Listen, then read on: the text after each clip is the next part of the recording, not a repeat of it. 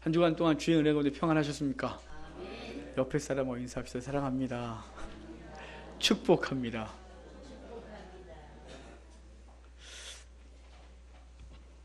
제목이 있습니다. 같이 읽겠습니다. 시작. 우리 둘이 한 성령 안에서. 아멘. 우리 둘이 한 성령 안에서, 그러니까 옆에 사람하고 손잡고 얘기해도 것 같지 않습니까?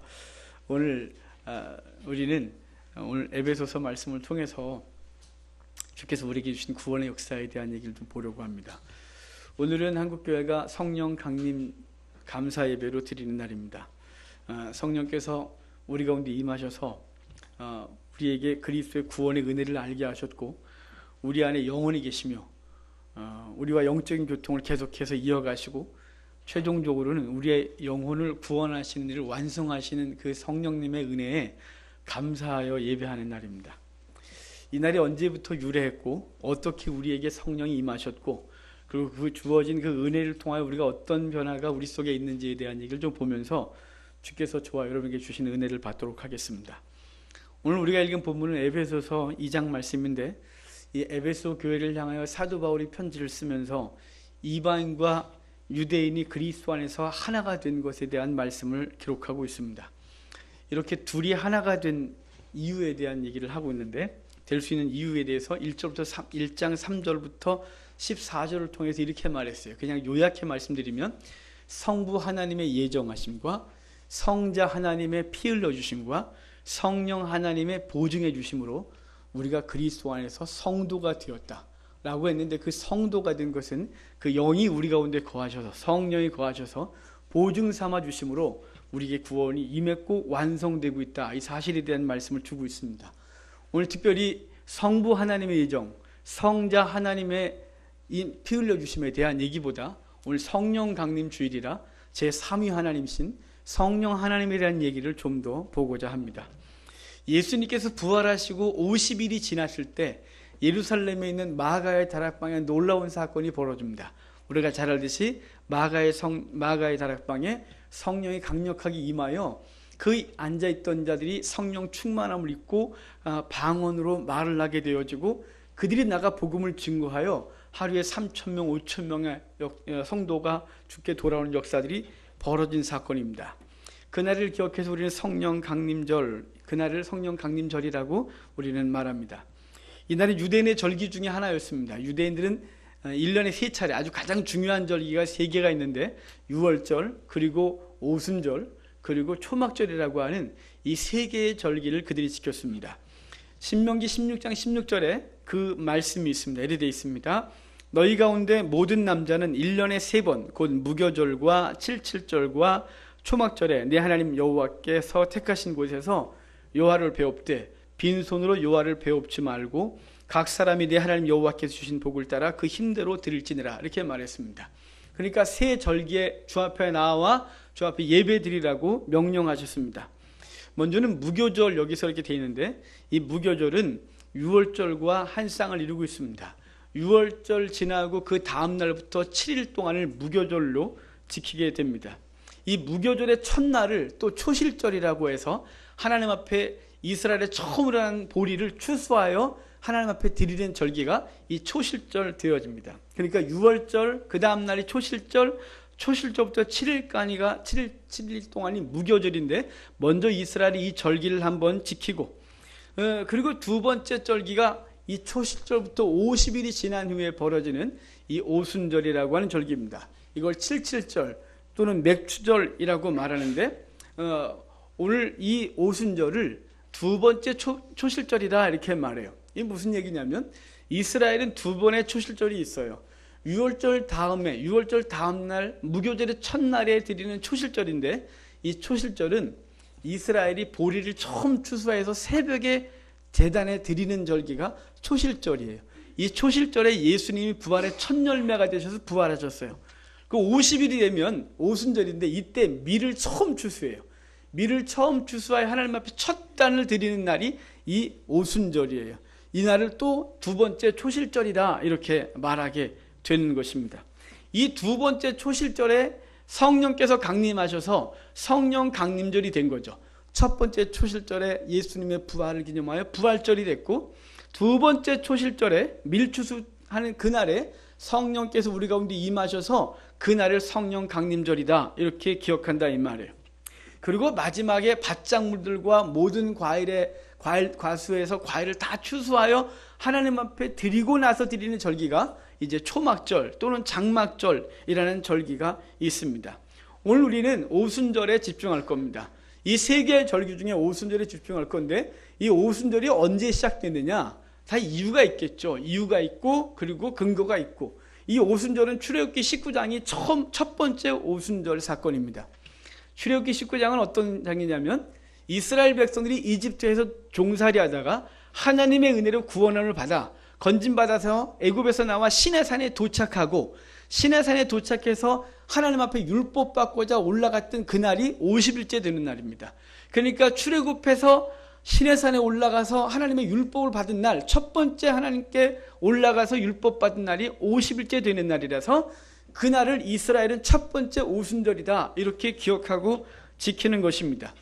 오순절 그 첫 번째 시내산에 올라가서 율법을 받고 내려왔는데 그 율법을 받은 날이라서 오순절의 다른 이름은 율법의 날 이렇게 말할 수 있는 것입니다.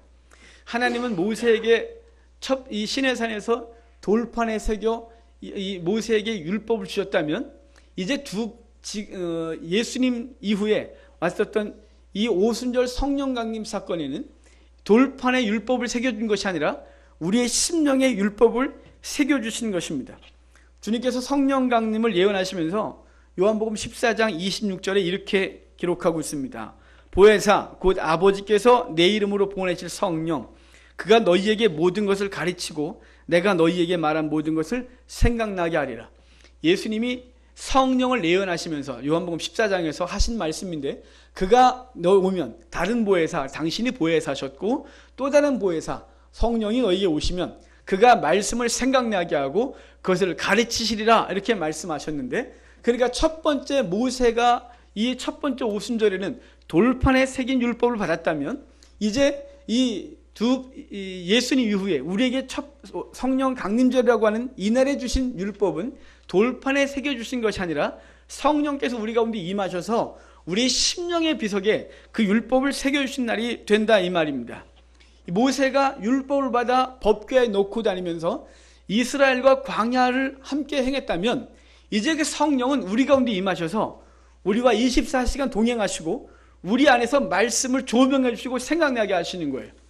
구약의 이스라엘 백성들은 그 말씀을 자기가 생각하고 찾고 그리고 읽어야 됐다면 이제는 신약의 주의 백성들은 성령께서 이 안에 계셔서 그 말씀을 생각나게 하시고 깨닫게 하시고 가르쳐 주시고 그리고 순간순간마다 그 말씀을 생각나게 하셔서 말씀대로 살게 하시는 놀라운 사건이 벌어진 것이 오순절 성령 강림 사건이라 이 말이에요. 이렇게 놀라운 일은 구약에서 이미 예고되었었어요. 구약의 이스라엘 백성들은 오순절이 되면 오순절 전날 6군데의 성경을 읽었어요. 성경 저 구약의 말라기까지 있는 것 중에 6군데의 성경을 찾아서 읽었는데 그 중에 한 군데가 에스겔서 36장 26절이에요. 거기 이렇게 기록되어 있어요.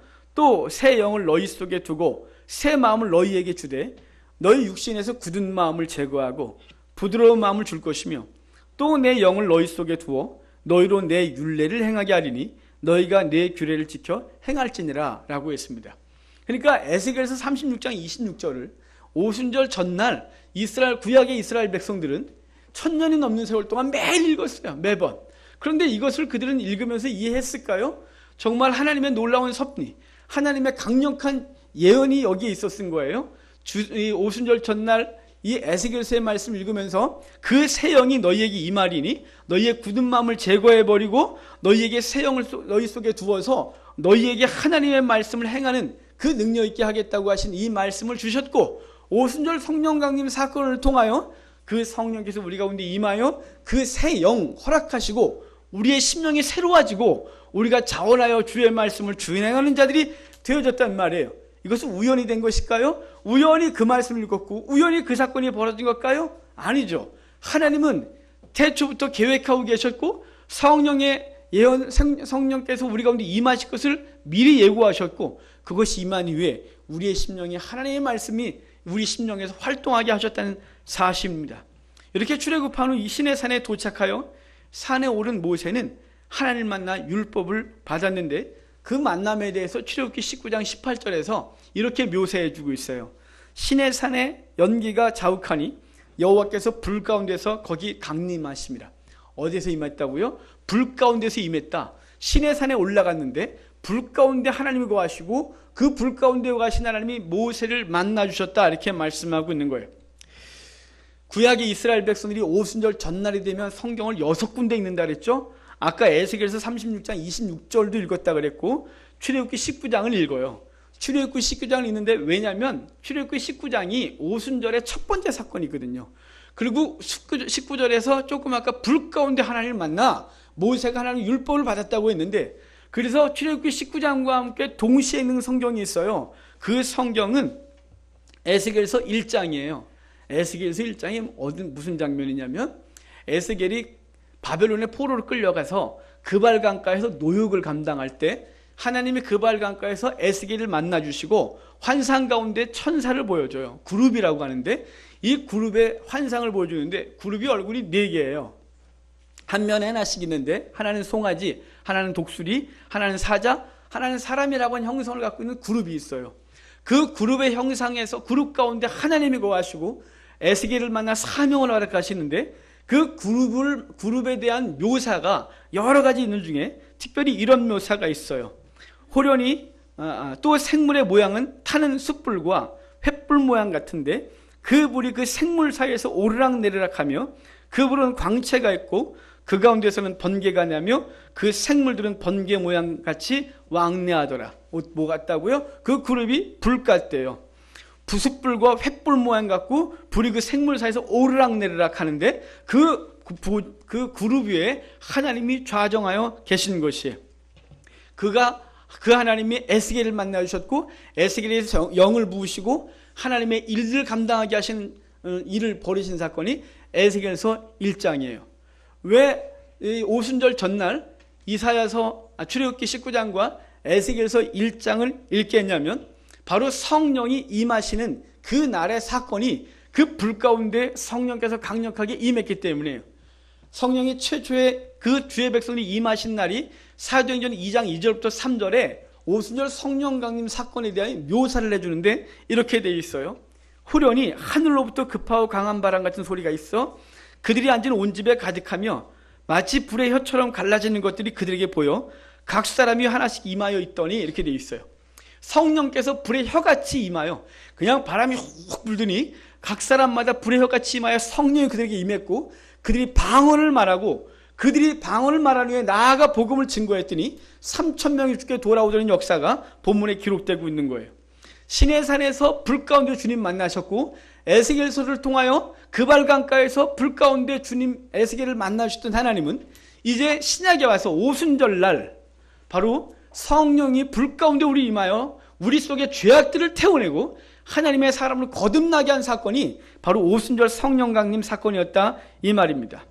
그리고 이제 임하셔서 그 성령이 임하셔서 우리 가운데 율법을 주셨는데, 그 율법을 주시면서 그 율법을 주시기 전에 우리에게 새로운 관계를 형성하고 율법을 줘요. 우리가 관계가 없는 사람에게 뭔가를 요구를 하면 이상하게 되겠죠. 길 가던 아이가 저한테 아저씨 저 10,000원만 주세요. 그러면 너 왜 노니 너? 그렇게 할 거예요. 당황스러울 거고 그렇단 말이죠. 그런데 제 아들놈이 지나가다가 길에서 만났는데 아빠 돈 10,000원만, 그러면 이유가 있으면 당연히 줘야겠죠. 줄 이유가 없으면 왜 달래니 너? 이러겠지만 관계가 있을 때 요구하는 거예요. 관계가 형성되어지고 나서 그 다음에 어떤 것이 되어지는데, 바로 지금 이스라엘 백성에게 성령을 주시기 전에 그 백성들에게 관계를 먼저 형성해 놓고 성령을 주고 있다는 사실이에요. 출애굽기 19장 5절로 6절에 보면 하나님이 이스라엘과 관계를 새롭게 한 이후에 율법을 허락하세요. 이렇게 되어 있어요. 세계가 다 내게 속하였나니 너희가 내 말을 잘 듣고 내 언약을 지키면 너희는 모든 민족 중에서 내 소유가 되겠고 너희가 내게 대해 제사장 나라가 되며 거룩한 백성이 되리라. 너는 이 말을 이스라엘 자손에게 전할지니라. 이렇게 말했어요. 그러니까 너희가 내 말을, 이제부터 율법을 줄 건데 이 말을 지키면 너희는 내 백성이 되고 너희는 제사장 나라가 되며 거룩한 백성이 되리라 라고 이제 관계를 형성해 놓고, 그러고 나서 시내산에서 율법을 허락하셨다 이 말이에요. 이러한 모습은 신약에 성령이 임하시기 전에도 동일했어요. 예수님께서 성령을 예언한 장이 요한복음 14장부터 16장까지 말씀이에요. 요한복음 14장에 말씀해 주시고 16장에 또 말씀해 주시고 사도행전 2장에서 성령이 임하는 거예요. 그런데 14장에서 성령을 얘기해 놓고 이제 그들과 함께 겟세마네 동산으로 기도하러 올라가시다가 15장 사건이 그 노중에서 벌어진 사건이에요. 거기서 주님이 이렇게 말씀하셨어요. 포도나무에 대한 얘기를 하면서 아버지는 농부시고 나는 참 포도나무고 너희는 가지니 너희가 내게 붙어있기만 하면 절로 과실을 맺으리라 라는 이런 말씀을 해 놓으신 이후에 그 제자들을 새로운 관계로 이끌어들여요. 제자들에게 이렇게 말해요. 너희는 내가 명하는 대로 행하면 곧 나의 친구라. 아까 뭐라 그랬어요? 내가 너에게 말하는 것을 지켜 행하면 너희가 내 백성이 되고 너희가 거룩한 백성이 되고 제사장 나라가 되겠다 이렇게 얘기를 했다면 지금도 동일해요. 너희가 내 말대로 행하면 곧 나의 친구라. 이제부터는 너희를 종이라 하지 아니하리니 종은 주인이 아닌 것을 알지 못함이라. 너희를 친구라 했노니 내가 내 아버지께 들은 것을 다 너희에게 알게 하였음이라. 이렇게 말했어요. 그러니까 구약은 노예였던 이스라엘 백성을 끄집어내서 이제 내 백성 삼았어요. 제사장 나라 삼았어요. 거룩한 백성 삼았어요. 그리고 율법을 주고요. 지금 신약에 와서는 그 백성들을 향하여 내가 너를 더 이상 종이라 하지 아니하고 친구라 하겠다 이렇게 말했고, 그리고 그들에게 성령을 부어주고 있다는 사실입니다. 여러분, 저와 여러분은 주의 백성, 주의 친구로 이미 거듭났고 관계가 형성되었고, 그래서 주께서 우리 가운데 합당한 친구로서 합당하고 거룩한 백성으로서 합당한 삶을 살기에 필요한 율법을 우리 가운데 허락하셨던 사실을 기억하시기를 바랍니다. 이렇게 신의 광야에서 시작된 오순절은 이스라엘 백성에게 3대 절기 중에 하나로 정착되었다 그랬지 않습니까? 이스라엘 사람들은 모든 절기 때마다 그 절기의 의미를 되새기고 더 강력하게 의미를 새기고 그것을 잊지 않기 위하여 나름의 규례를 만들어 놓고 그때가 되면 어떤 행동을 했어요. 보름에 그 딱딱한 거 부러움 깨먹고 또 횃불 돌리고 이러는 것처럼, 또 송편 해먹고 이러는 것처럼 이스라엘 백성도 그 절기에 합당한 어떤 행위들을 하면서 그 절기를 더 강력하게 기억했어요. 예를 들어 6월절이 되면 어린 양을 잡아 먹었어요. 또 그 뒤에 무교절 7일 동안 무교병과 쓴나물을 먹으면서 광야에서 하나님의 도우심을 기억했어요.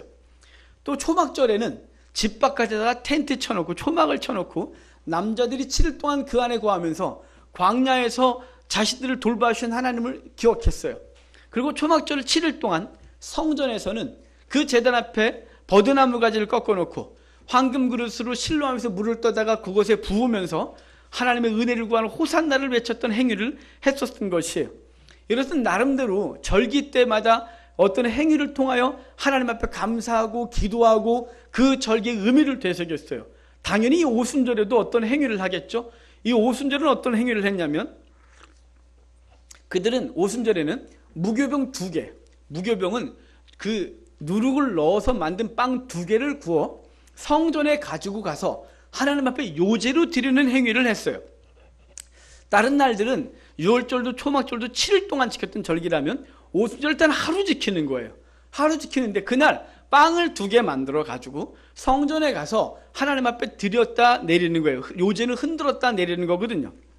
왜 여긴 이렇게 행할까요? 무교병을 드리는 것도 아니고, 무교병을 드리는 것도 아니고, 하나님 앞에 화제로 드리는 것도 아니고, 유교병 2개, 그리고 이제 요제로 드리고 내린다고 말하고 있는 거예요. 이걸 이 놀라운 이곳에서 하나님의 신비로운 영적 의미가 있는데, 먼저 요제로 드리는 것부터 할게요. 요제는 이렇게 해요. 하나님 앞에 제물을 드리는 4가지 방법이 있어요. 하나는 화제, 다 태워드리는 거죠. 포도주와 또 피를 부어드리는 전제 또는 관제라고 해요. 그리고 거제 요제가 있는데, 거제는 들것잘 써서 하나님 앞에 들었다 내리는 거고, 요제는 앞뒤로 흔들었다가 내리는 거예요. 그런데 지금 하나님은 화제도 아니고 전제도 아니고 요제로 드리는데 요제와 거제의 특징은 재물이 그대로 보존된다는 사실이에요. 화제와 전제는 재물을 드리는 순간 사라져요. 하지만 요제와 거제는 드리고 내리고 그대로 보존되어져요. 레위인을 요제로 드렸어요. 지금 여기도 또 요제로 드리고 있는 거예요. 이 요제로 드린 이유는 이 요제로 하나님 앞에 드렸다가 다시 받았다는 거예요. 여기 드려진 존재는 어떤 사람들을 의미하는데 그 사람들은 하나님 앞에 드려졌다가 받은 존재라는 사실이에요. 레위인들도 요제로 드렸다 내렸다 그랬잖아요. 그래서 요제로 드려진 존재들은 더 이상 생명이 자기 게 아니에요. 레위인들의 생명이 자기 것이 아니라 하나님이 제사를 위하여 쓰는 존재라고 됐고, 지금 여기서도 드려진 어떤 그 빵 2개가 의미하는 그 사람들은 하나님 앞에 드려진 존재들이에요. 더 이상 자기가 사는 게 아니에요. 사도 바울이 그래서 이렇게 말했어요. 내가 사는 것이 더 이상 내가 사는 것이 아니라 내 안에 그리스도가 사는 것이다. 내가 살든지 죽든지 그리스도를 위하여 하느니라 라고 말해서 사도 바울은 바로 이 요제로 드려진 삶에 대한 삶을 살아가고 있는 거예요. 그런데 요제로 드리는데 빵 2개를 드린다 그랬잖아요. 그것도 유교병. 유교병은 누룩을 넣어서 만든 빵이에요. 빵을 부풀려서 만들었다 이 말이죠. 이스라엘 사람들이 생각하는 이 누룩이 의미하는 게 있어요. 누룩은 죄를 상징해요. 그래서 하나님 앞에 거룩한 떡은 무교병을 드리는 거예요. 유교병을 드리는 게 아니라. 그런데 이날은 유교병을 드려요. 유교병은 죄가 들어갔다는 사실이에요. 죄를 넣어서 빵을 구운 걸 2개 하나님 앞에 드리는데 이 유교병 2개는 누구를 상징하는 거냐면 하나는 유대인, 하나는 이방인을 상징하는 거예요. 이 둘을 다 죄 가운데 있다는 것이죠. 유대인은 무교병, 이방인은 유교병이 아니라 유대인도 이방인도 다 유교병, 다 죄가 그 속에 있고 죄가 부풀어서 하나님 앞에 거룩하지 못한 존재들, 그것을 구워 하나님 앞에 드리는 날이 이 오순절인 것이. 이 오순절 사건을 통하여 주의 이 이방인이나 유대인이나 하나님 앞에 거룩한 제물되어 드려지는 날이 되는 것입니다.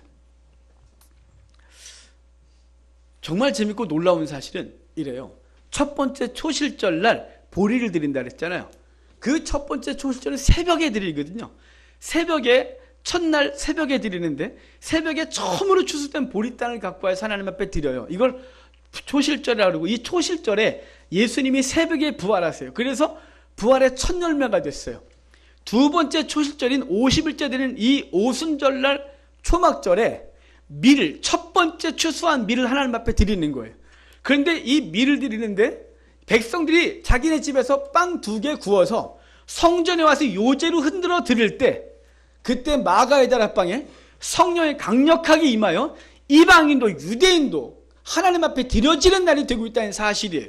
유대인들만이 하나님 앞에 나아가 예배 드리는 것이 아니라 그날 성령 강림 사건을 통하여 이방인들도 주께 나오는 길이 열려지는 사건이 되는 게 이 두 번째 초실절에 하나님이 모든 이방인들을 향하여 구원의 길을 활짝 열어놓으신 날이 되었다 이 말이에요. 첫 번째 초실절은 예수님의 부활의 첫 열매, 두 번째 초실절은 이방인들이 주께 돌아와 구원의 열매를 맺는 날이 되어진 것이에요. 그래서 오늘 본문은, 우리가 읽은 본문은 13절부터 19절까지 그 이방인과 유대인이 하나님의 구원의 역사 안에서 하나가 됐다는 사실을 기록을 해주고 있어요. 이걸 자세히 천천히 읽으면서 봐야 돼요. 읽으려니까 막 읽으면 안 돼요. 성경을 내가 우리 때 예배 때 성경 많이 읽잖아요. 오늘 좀 적게 읽었는데 막 찾는 시간 너무 많이 걸릴까봐 제가 오늘 많이 안 찾았어요. 근데 오늘 본문이니까 이 부분을 읽는데, 여러분 왜 자꾸 읽냐면 제 설교보다 더 중요한 게 본문이에요. 제 설교는 기억하는데 본문을 까먹고 있으면 이게 진짜 이상한 거예요. 그래서 어떤 사람들은 이 목사님이 재밌는 얘기했던 거 기억하고 성경을 하나도 기억 안 하고 집에 가면 이거 심각해진 거예요. 하나님 앞에 전 잘못한 거예요, 그날. 그럼 본문이 기억나야 돼요. 자, 본문을 천천히 읽어가면서 이 이방인과 유대인이 하나님 은혜 가운데 어떻게 하나가 되었는지 얘기를 좀 천천히 볼까요? 천천히 읽겠습니다. 13절부터 19절까지입니다. 이제는 전에 멀리 있던 너희가 그리스도 피로 가까워졌느니라. 그는 우리의 화평이신지라. 둘로 하나를 만드사 원수된 것 곧 중간에 막힌 담을 자기 육체로 하시고 법조문으로 된 계명의 율법을 폐하셨으니, 이는 이 둘로 자기 안에서 한 세 사람을 지어 화평하게 하시고 또 십자가로 이 둘을 한 몸으로 하나님과 화목하게 하려 하심이라. 원수된 것을 십자가로 소멸하시고 또 오셔서 먼 데 있는 너희에게 평안을 전하시고 가까운 데 있는 자들에게 평안을 전하셨으니, 이는 그로 말미암아 우리들이 한 성령 안에서 하나님께 나아감을 얻게 하려 하심이라. 그러므로 이제부터 너희는 나그네도 아니요 오직 성도들과 동일한 시민이요 하나님의 권속이라. 아멘.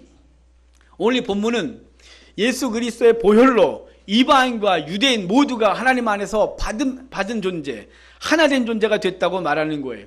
사실은 에베소서 1장부터 쭉 오면 이렇게 말한다 그랬잖아요. 하나님의 성부 하나님의 예정하심으로 성령 하나님 필요 하신 그 공로, 성령께서 그것을 우리 가운데 적용해 주셔서 구원받은 백성에 대한 얘기를 하는데, 그것을 다시 설명하기를 2장에서 어떻게 이방인이 주 앞에 돌아오게 됐고 유대인과 이방인이 하나가 됐느냐라는 얘기를 더 구체화하고 있는 얘기인 거예요. 이해가 되셨습니까? 두 개의 누룩이 있는 빵, 유교병이 하나님 앞에 드려졌다가 내려졌어요. 그래서 이제 그들은 이제 하나님 앞에서 이제 하나님 앞에 있는 존재, 드려진 존재가 되었다는 사실을 말씀하고 있는 거예요. 이렇게 두 개의 빵이 하나 된 것을 의미하는 또 다른 성경을 그들이 그 전날 읽어요. 그러니까 6군데의 성경을 읽는다 그랬죠? 6군데의 성경을 읽는데 오순절 전날 또 다른 성경을 하는데 그게 룻기예요. 룻기 잘 알죠? 룻기에 대한 얘기를 쭉 설명을 잠깐 드리고 룻기에 대한 얘기를 할게요. 여기 반은 룻기를 모르는 것 같아요. 눈동자가 모르는데요? 이렇게 저한테 텔레파시를 보내고 있기 때문에 그냥 하면 뭐지? 이럴 것 같아요. 룻기 짧아요. 설명 금방이에요. 룻기에 한 가정이 등장해요. 가장이 엘리멜렉이고 그의 부인은 나오미예요. 두 아들은 기론과 말론이라는 아들이 있는데 그 가정에 어디 살았냐면 바로 베들레헴에 살았어요. 근데 베들레헴에 기근이 발생되니까 살 수가 없어. 그 모든 재산을 땅을 다 팔고, 그리고 이제 먼 나라 모압 땅으로 이사 가서 거기 삽니다. 모압 땅 이사 가서 살았는데 거기서 2명의 며느리가 들어와요. 오르바와 룻이라는 며느리. 이 집안 잘 됐어요. 그렇게 행복하게 영원히 살았으면 얼마나 좋을까요? 그런데 그 집안의 남자들이 다 모두 죽습니다. 엘리멜렉도 죽고 기론도 죽고 말론도 죽습니다. 졸지 이 집안에 여자 셋만 남았습니다. 시어머니 과부, 며느리 과부 둘 남아서 이제 얼굴을 바라보고 살다가 하나님이 베들레헴을 권념하셨대요. 생각하셨어요. 하나님이 거기에 은혜를 베푸셨어요. 그래서 기근이 다 끝나고 그곳에 다시 풍요가 시작됐다고 말해요. 나오미가 며느리들에게 이렇게 말해요. 얘들아, 돌아가겠대요. 너네 가지 말래요. 가봐야 나 아들도 없고 너희가 젊은데 가서 거기 이방 땅에 살겠네요. 그랬더니 며느리 중에 하나 오르바는 그의 민족과 그의 신에게로 돌아갔고, 룻은 하나님과 하나님의 민족인 이스라엘로 돌아왔다 돼 있어요. 룻이 돌아왔는데 1장 후반에 이렇게 돼 있거든요. 룻과 나오미가 돌아왔을 때 보리를 추수할 때더라 이렇게 돼 있어요.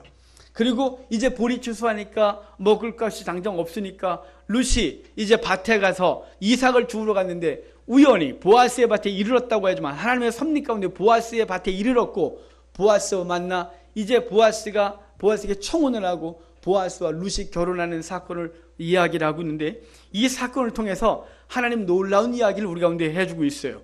그것은 유대인이었던 보아스와 이방인이었던 룻이 와서 만나고 둘이 사랑하고 결혼하고, 그래서 그리스도가 그 혈통을 통하여 나오고 있다는 사실이에요. 아까 빵 2개예요. 유대인이란 빵, 이방인이란 빵. 그 빵이 하나님 앞에 드려지고 거기서 그리스도가 태어난다는 사실에 대하여 유대인들은 이것이 무엇인지 알지 못했지만 오순절 전날 끊임없이 매해마다 매일 밤 그날 밤이 되면 룻기를 읽으면서 그냥 이야기하고 룻의 이야기를 끄집어냈을 것이란 말입니다. 그런데 여기 룻과 보아스를 이방과 유대인 사이에서만 멈춰있지 아니하고 더 놀라운 사건 하나 계시해 주시는데, 그것은 한 단계 더 나아가서 보아스와 룻의 결혼을 통하여 그리스도와 이방인의 결혼 사건으로 이야기를 해주고 있다는 거예요. 보아스의 이름의 뜻은 보아스, 이게 아니고 보아스의 이름의 뜻은 유력한 자란 뜻입니다. 유력한 존재.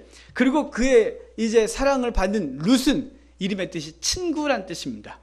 유력한 자와 친구가 만나 결혼을 했어요. 예수 그리스도가 이방인과 결혼해 주는 것이죠. 유대인들은 이방인을 다 버린 존재였어요. 하지만 그리스도는 이방인을 끌어안고 그들을 자신의 친구 삼고 후에 결혼하는 거죠. 주님, 우리가 이미 읽었잖아요. 말씀드렸잖아요. 너희를 더 이상 종이라 하지 않고 친구라 하리니 그랬습니다. 주님은 우리를 친구 삼아 주셨습니다. 근데 거기 친구에서 끝나지 않는다는 사건이에요. 주님은 그 최후의 만찬 자리에서 포도주를 주시면서 이것은 내 피다, 이것을 마시는 자마다 나와 관계가 있다고 말씀하셨고, 주님께서 이렇게 말씀하셨습니다. 내가 처소를 예비하고 다시 오리라. 바로 친구들, 이 친구를 맺으시고 그 친구들과 결혼하기 위하여 주님이 다시 반드시 오셔서 우리가 혼인한다는 사실을 말씀하고 있는 것이에요. 그러니까 주님은 저와 여러분을 이방이었음에도 불구하고 아직도 죄가 가득함에도 불구하고, 아니 죽는 날까지 죄가 우리 속에 끊어지지 않는 유교병임에도 불구하고 주님 우리를 선택하셔서 하나님의 사람 만들어주신 그 놀라운 날, 그날이 바로 오순절 성령 강림 사건을 통하여 저와 여러분들이 주의 백성이 된 날이라 이 말이에요. 이 날은 너무너무 놀라운 사건이에요. 그 다음에 이 사건이 벌어진 장소가 베들레헴이라는 것이죠. 베들레헴 잘 아시죠? 떡집, 베트, 집이고 레헴이 떡이란 뜻이에요. 빵집이죠. 사실은 걔네가 떡이 아니고 빵 구워 먹었으니까 빵집인데, 빵집에서 이 사건이 벌어지고 있었던 것이 바로 예수님께서 유대인과 이방인을 하나로 만드신 그 장소, 바로 빵집이에요. 그 베들레헴에서 누가 태어나서요, 생명의 떡이신 그리스도가 태어나시는 거예요. 주님이 그러셨어요. 나는 생명의 떡이다. 나로 이 나를 먹는 자가 그것을 살 것이라고 말씀하시, 당신이 생명의 떡이라고 계시하셨어요. 바로 떡집에서 생명의 떡이신 그리스도가 태어나시고 그분이 우리에게 당신을 제공해 주신 장소인 거예요. 또 그 장소는 한 사건이 또 있어요. 창세기 35장을 보면 야곱이 급하게 내려오다가 베들레헴 지역을 거쳐오다가 그의 아내 살아난 라헬이 아들을 낳다가 죽어요. 막내 아들. 그 막내 아들을 낳으면서 죽으니까 그 막내 아들의 생이 얼마나 슬퍼요. 그래서 이름을 이렇게 해줘요. 벤오니.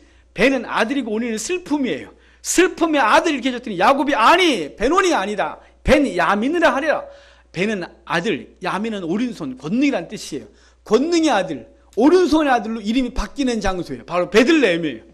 예수 그리스도가 저와 여러분을 구원해 주시고 우리가 슬픔의 아들이었어요.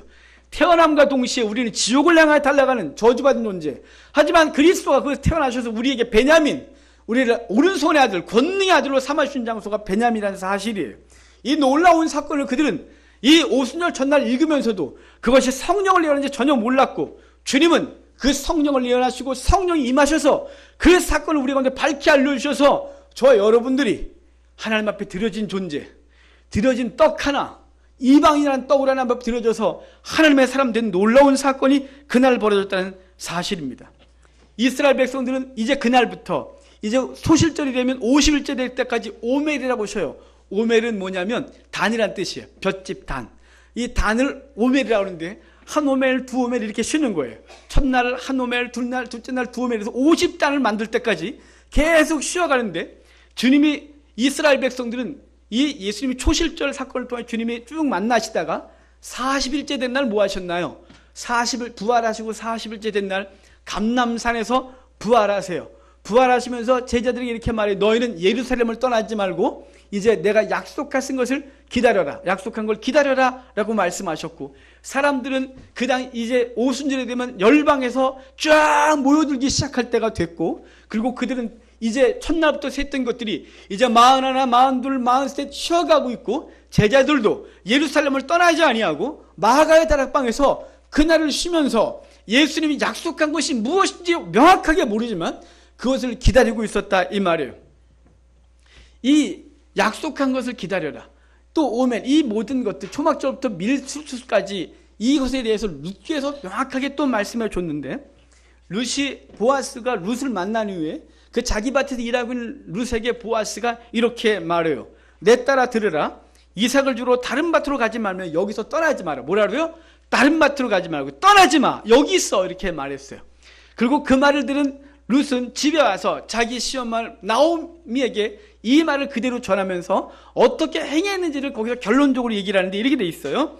이에 룻이 보아스의 소녀들에게 가까이 있어서 보리추수와 밀추수를 마치기까지 이삭을 주며 그의 시어머니와 함께 거주했다.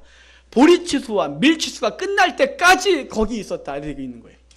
떠나지 마 그랬고 거기 밀추수가 끝날 때까지 거기 있었다라고 룻께서 2장 처음에 시작해서 끝에 그렇게 결론을 맺고 있는 거예요. 주목할 것이 뭐라고요? 이 밭을 떠나지 마. 보리추수부터 밀추수가 끝날 때까지 떠나지 않냐고 거기 머물렀다. 거기 왜 그렇게 했을까요? 그때까지만 있었을까요? 한 1년 있다가 떠났을까요? 아니요, 거기 계속 살았어요. 그럼에도 불구하고 성경은 뭐라고 그러냐면 보리추수부터 밀추수가 끝날 때까지 거기 있었다 이렇게 말하는 거예요. 다시 이걸 예수님께로 올까요? 예수님이 첫 번째 초실절 보리추수하는 날부터 보아스와 룻이 그 땅에 올 때 보리추수가 시작됐다 그랬고, 그리고 이제 보리가 다 끝나고 밀이 마칠 때까지 여기 머물렀다고 했는데, 예수님이 바로 그 밀을, 첫 번째 밀을 추수할 때 성령을 우리 가운데 주셔서 본격적으로 대대적으로 밭에 이 곡물들을 추수하는 절기가 이르는 것이에요. 그리고 밀 추수가 끝날 때까지라고 말한 것은 성령 강림 사건에서 끝난 것이 아니라, 성령 강림한 사건에 어떤 일이 벌어지나요? 사람들이 비난하잖아요. 비꼬잖아요. 저들이 낮술 취했다. 저들이 술 취해갖고 헛소리를 하는 거예요, 저것들이. 그랬더니 베드로와 사도들이 나아가 아니다, 그렇게 하면서 성령에 대한 얘기를 하고, 주의 복음 증거할 때 그들이 마음에 찔려 어찌할꼬 라고 했고, 그들이 죽게 3,000명이 돌아오고, 그 다음에 나아가 성전에서 말씀을 증거할 때 5,000명이 돌아오고, 그 다음에 수만 명씩 돌아오는 사건이 벌어지다가 스데반의 순교 사건을 통하여 그들이 다 열방으로 흩어진 사건이 벌어져요. 스데반 사건 전까지 어떤 일이 있어요? 예루살렘에 머물렀고 계속해서 추수가 하는 거예요. 추수가 끝날 때까지, 예루살렘의 추수가 웬만큼 끝날 때까지 하나님은 거기 머물러 있게 하셨어요. 그리고 스데반을 통해 흩어지는 거예요. 그러니까 룻기서 말은 보리 추수할 때부터 밀 추수가 끝날 때까지 머물러 있었다, 이렇게 말하고 있는 것은 바로 신약의 성령의 사건을 이야기를 해주고 있는 것입니다. 오순절 성령 강림 사건을 통하여 우리에게 주신 중요한 메시지가 있어요. 성령 강림 사건을 지키는 우리들은, 아니야, 예배 오늘은 성령 강림 주일이야, 헌금 준비해 가야 돼, 오늘은 뭘 행사 있나, 성령 강림 절에 무슨 그 전에 일주일 동안 기도회도 있고 뭐 등등등 이런 거 하는 절기가 아니에요. 오순절 성령 강림 사건을 통하여 주님께서 우리 가운데 주신 메시지는 영혼 구원이에요. 오순절 성령 강림 사건을 통하여 주님은 본격적인 추수를 시작하신 거예요. 예수 그리스도가 3년 반 생애하시고 12명의 제자 선택한 이후에 그 제자들도 아직 온전치 않았다가 성령이 그들에게 임하여 본격적으로 나가 추수하는 때가 된 것이 성령 강림 사건이에요. 여러분, 저와 여러분 이 시대에 이제 본격적으로 추수를 해야 될 때 살아가고 있다는 사실이에요. 마지막 초막절 절기, 예수님의 종말의 그 기간이 되기 전까지 우리는 뭐라냐면 끊임없이 추수를 하는 시기에 살아가고 있다는 사실을 기억하시기를 바랍니다. 그러니까 저와 여러분의 성도의 가장 최우선 목적이 뭐냐? 먼저는 자기가 하나님 앞에 바르게 서는 것이고, 그 다음에 저와 여러분은 이 시대 교회를 세운 이유, 성도가 살아가는 이유는 영혼들을 건지고 그들을 주사해 하나님 앞에 드리는 사명이 우리 가운데 있다는 사실을 잊으면 안 되는 것이에요. 이 복음 증거 사명이 요즘 힘이 많이 빠졌어요.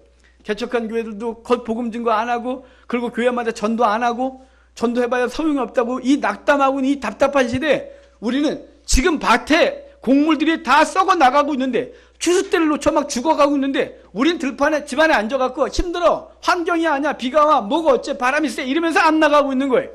주의 백성들은, 이 오순절을 기억하는 주의 백성들은 반드시 무엇을 해야 되냐면 성령 강림 사건의 영혼 구원, 이 사건을 기억하고 우리도 이 시대에 저와 여러분이 복음을 증거하는 사명을 감당해야 된다는 것이에요. 동시에 이 복음 증거는 하나님의 심판을 함께 해가고 있는 거예요. 영혼 구원과 함께 심판이에요. 원래 최종적인 심판은 초막절이 상징하고 있어요. 그때 다 들여놓고 이제 예수 그리스도의 강림, 이것이 초막절을 상징하는 것이에요. 하지만 이 밀추수 이때도 이미 함께 뭐가 되냐면 심판이 진행되고 있는 거예요. 예수님의 부활의 첫 열매를 통하여 이미 사단이 심판을 받고, 성령 강림 사건을 통하여 주의 복음이 증거될 때 심판이 임해요. 무슨 소리냐면, 복음을 증거하면 그것을 받아들이는 자는 구원을 받고, 그것을 받아들이지 않는 이미 심판을 받은 것이라고 주님 말씀하셨어요. 성령 강림 사건을 통하여 주의 복음이 증거되는 모든 사건에는 영원의 추수와 함께 심판이 이미 선언되어지고, 그리고 최종적으로 그 불 가운데 던져지게 사건은 이미 선언하고 있다는 사실이에요. 그래서 그 6가지 성경 말씀, 6군데 성경 말씀 중에 2군데가 아직 안 됐잖아요. 하나는 이사야서 24장이에요. 이사야서 24장은 이 땅을 심판하겠다는 메시지만 가득 담겨 있어요. 이 땅을 심판하겠다는 메시지를 오순절 전날 유대인들은 1500년 동안 읽었어요. 그 다음에 시편 119편 53절을 읽었어요. 여기 이래 있어요. 주의 율법을 버린 악인들로 말미암아 내가 맹렬한 분노로 사로잡혔나이다. 그 주의 율법을 거역한 자들을 맹렬한 분노로 심판하겠다는 얘기가 거기 있는 거예요. 그러니까 이 초막절에 하나님이 불 가운데 임하시고 그에게 성령을 부어주시고 그것을 통하여 구원하고 심판한 사건에 대하여 초막절 전날 다 예고하고 오순절 행사를 치르고, 그리고 오순절 성령 강림 사건을 통하여 우리에게 그것이 성취되어지고 감당해야 될 사건으로 주어졌다는 사실입니다. 여러분, 이제 우리는 오순절 성령 강림을 기억하고 감사하며 성령 강림절 예배를 드립니다. 감사 예배를. 주님께서 요한복음 4장에서 이렇게 말씀하셨었어요. 눈을 들어 밭을 보라 희어져 추수하게 되었다. 사실은 사마리아 사람들이 예수님께 막 나오고 있는 사건을 보면서 막 나오는데 사마리아 사람이 흰 두건을 쓰고 이 터반을 쓰고 막 나오니까 흰머리들이 막 나오니까 주님께서 그들을 향해 이렇게 말해요. 봐라 희어져 추수할 때가 됐다 이렇게 말했었어요. 이제 그것은 우리에게 적용되고 있는 거예요. 지금 이 시대를 보십시오. 영혼들을 보지 않기 때문에 희어져 추수하게 됐는지 안 됐는지 아무도 모르는 거예요. 희어져 추수하게 됐어요. 이 희어져 추수하게 된 때 시기를 놓치면 밭에서 썩어요. 여러분 희어져 추수한 이 시기를 이 추수할 때였다는 사실을 기억하고 저 여러분들이 이 오순절 성령 강림절 감사 예배를 드리며 다시 한번 다짐하시는 우리가 되길 됐으면 좋겠습니다. 저 여러분들이 영혼 구원, 복음 사역 다음으로 미루지 아니하고 오늘 곧바로 나아가 복음 증거하지 않으면 안 된다는 사실을 기억하고 이 오순절 성령 강림을 통하여 저와 여러분이 하나님 앞에 바쳐졌던 것처럼 우리도 이 복음 증거 사역을 열심으로 감당하는 주의 백성이 되는 복이 있기